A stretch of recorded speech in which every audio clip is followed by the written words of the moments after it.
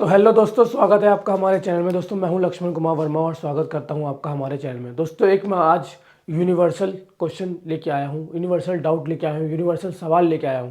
भाई, इंडिया का हर एक बच्चा अगर ये वीडियो देख रहा है तो उसको ये दिक्कत होती है। अगर नॉर्थ इंडिया का है, दिल्ली का है, बिहार का है, झारखंड का है, ठीक है, पश्चिम बंगाल का है, जम्मू कश्मीर का है, राजस्थान का है, गुजरात का है, हर बच्चे को डाउट रहता है, चाहे वो बड़ा हो, चाहे छोटा हो, चाहे जवान हो, चाहे बूढ़ा हो।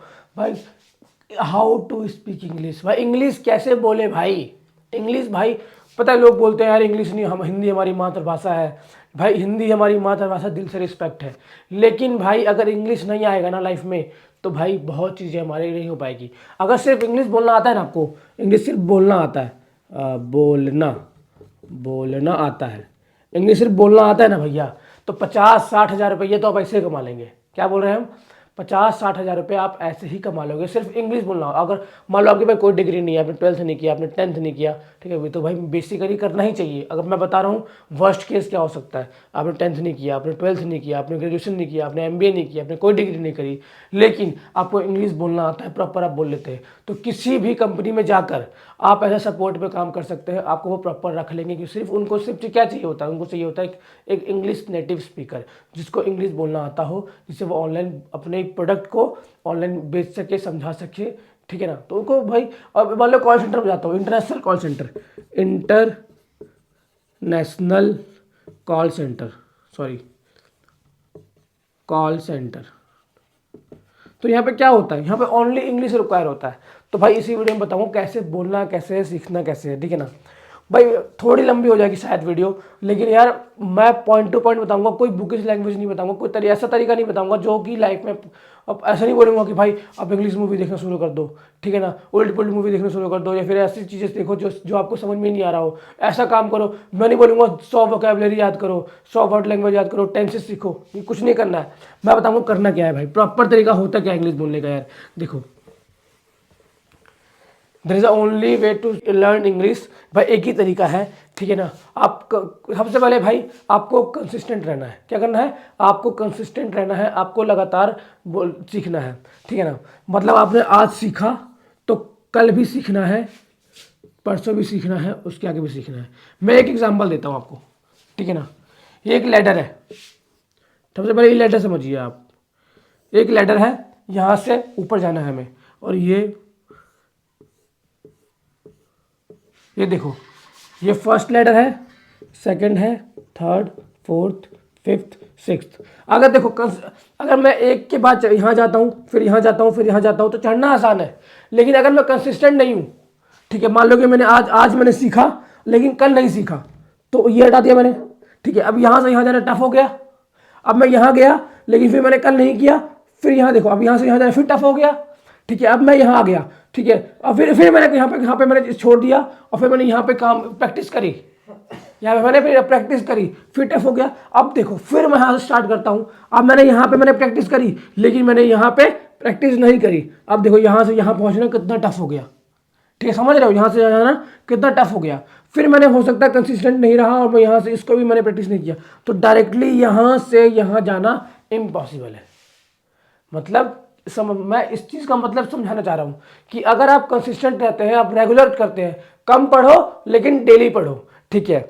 ये तो हो गया भाई कि कंसिस्टेंट रहना है, ठीक है। दूसरी बात क्या है भाई, देखो बच्चा, दूसरी क्या है बच्चों, इंग्लिश के लिए क्या है ना भाई, इंग्लिश एक लैंग्वेज है, तो इंग्लिश को लैंग्वेज की तरह ही समझना है। अगर इंग्लिश आप समझ रहे हो तो सबसे पहले क्या करो, इंग्लिश पढ़ना सीखो। बहुत सारे बच्चे ऐसे होंगे जिनको इंग्लिश मन में पढ़ लेते होंगे, लेकिन भाई वो अगर उनको बोला जाए कि बच्चा मेरे सामने आके पढ़ के बताओ, तो बच्चा नहीं पढ़ पाता है भाई।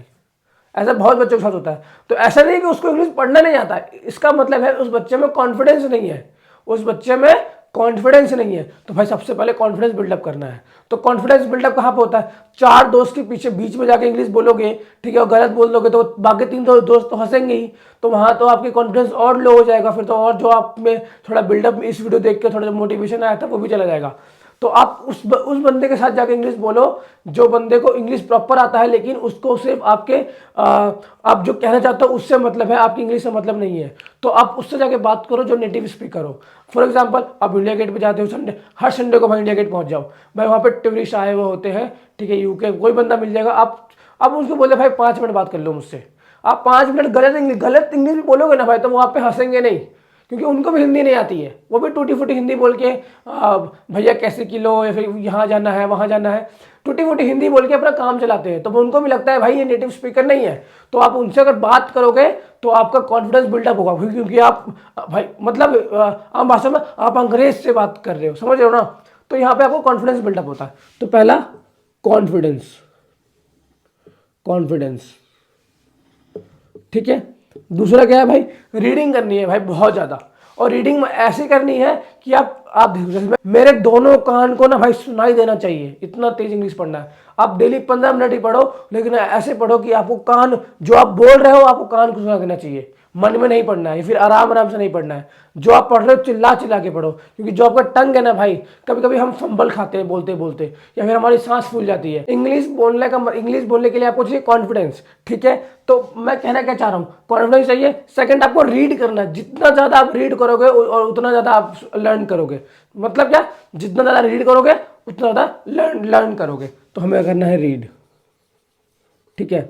मैं देखो अब तक नहीं, इस वीडियो में अब तक नहीं बोला कि वोकैबुलरी याद करो। भाई देखो वोकैबुलरी, नॉर्मल वोकैबुलरी, कि कैट का मतलब बिल्ली, मैंगो का मतलब आम, ये नॉर्मल वोकैबुलरी होता है, हर बच्चों को नर्सरी एलकेजी में पढ़ा जाता है। आपको वोकैबुलरी पढ़ना है। आप जब रीड कर रहे होगे ना भाई, जब आप रीड कर रहे होगे तो बहुत सारे ऐसे वर्ड होंगे जो आपके सबकॉन्शियस माइंड में जा चुका होगा।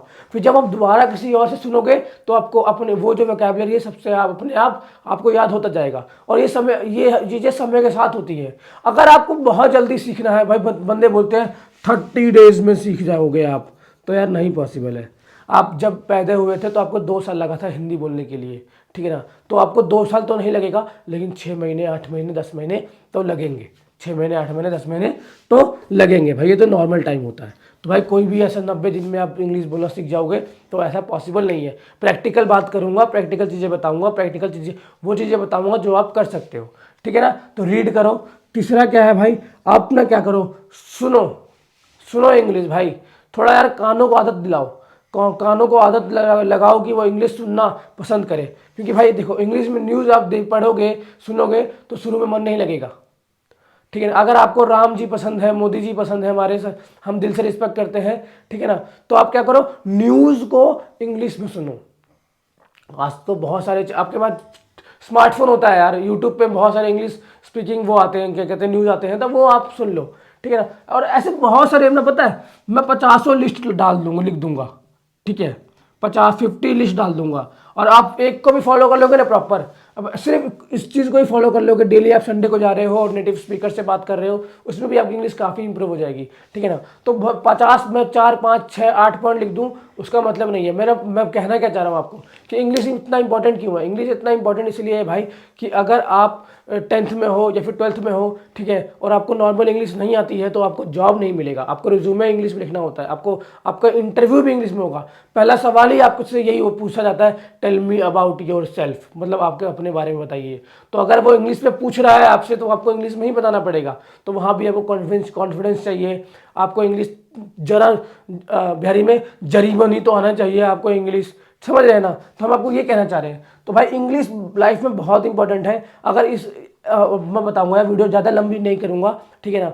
और मैं बता रहा हूँ, अगर इस वीडियो से ना आपके लाइफ में थोड़ा वैल्यू ऐड हो रहा होगा ना हमारे कारण, थोड़ा वैल्यू, तो भाई सब्सक्राइब कर दो यार। मैं कभी नहीं बोलता हमारे वीडियो में कि आप चैनल को सब्सक्राइब कर दो, लेकिन मैं इसलिए बोल रहा हूँ इस वीडियो में कि अगर यार इस वीडियो से आपके लाइफ में थोड़ा भी वैल्यू ऐड हो रहा है, हम थोड़ा भी वैल्यू ऐड कर पा रहे हैं, तो यार सब्सक्राइब कर दो और उस बच्चे तक शेयर कर दो जिसको भाई नीड है।